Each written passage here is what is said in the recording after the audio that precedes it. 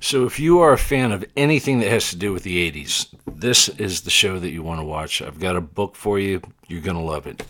Check it out.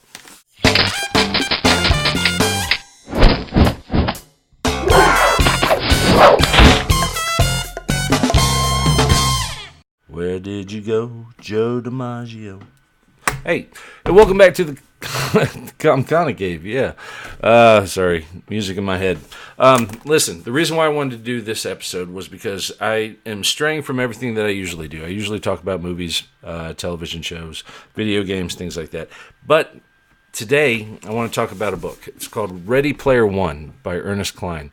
If you are a fan of anything that has to do with the 80s, whether it's movies, television, music, video games, role-playing games, anything like that, it's all in this book. It's an amazing read. My sister and her husband gave it to me for my birthday a couple of months ago. Now, the book itself came out in 2011, so it's not a new release or anything like that. But it is an amazing story.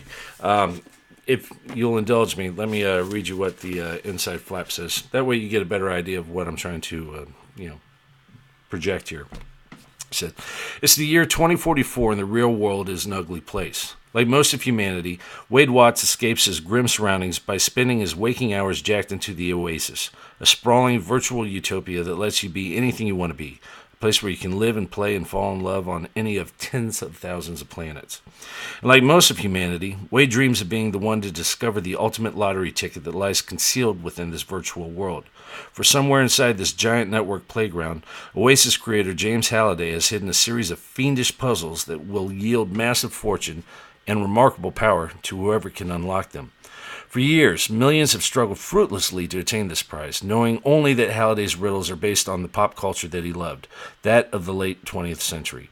And for years, millions have fought in their quest to have found in this quest a means of escape, retreating into the happy, obsessive study of Halliday's icons. Like many of his contemporaries, Wade is comfortable debating the finer points of John Hughes overtures, playing Pac-Man, or reciting Devo lyrics as he is scrounging power to run his Oasis rig. But then Wade stumbles upon the first puzzle. Suddenly, the whole world is watching, and thousands of competitors join the hunt. Among them, certain powerful players who are willing to commit very real murder to beat Wade at this prize.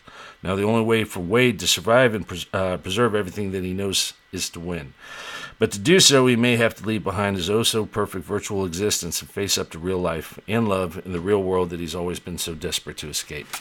Now, if that doesn't draw you in, here's a few things that I thought might. They talk about one of my favorite Dungeons & Dragons modules growing up. It was called the Tomb of Horrors. It plays a pivotal role in this. It's not giving away any spoilers or anything like that. But if you even know the name, the Tomb of Horrors, or are familiar with the module, this is a must-read. It's amazing. Like I said, they talk about pop culture, music, Oingo Boingo, movies, John Hughes, like I said, Ferris Bueller's Day Off, war games, things like that. Video games, they got Adventure from Atari, Pac-Man, Joust. Everything that I grew up living is in this book, and it is so much fun to read. I can't recommend it enough. Now, if you've read it already, let me know what your thoughts are on it. I'm not sure if you grew up in the same era that I did, and if you did, I'm sure you loved it too. If you grew up in the 90s or the 20th or 2000s, early 21st century, whatever, and you have no idea what any of this means, and you've read it, let me know what you think. I would love to hear everybody's opinion on it. He's got a new book coming out. I think it's called Armada. It's going to be coming out July this year, and it sounds like it's kind of roughly based on the last Starfighter movie, but still, can't wait to read it. It's a lot of fun, and he does a very good job writing it. Runs very smoothly. It's not awkward or hard to read. You know how some people you read and you just like, it's like pulling needles out of your head because it's so tedious. He does a great job. Anyways, that's it for this week. If you've read it, let me know. I'd love to hear your opinion on it.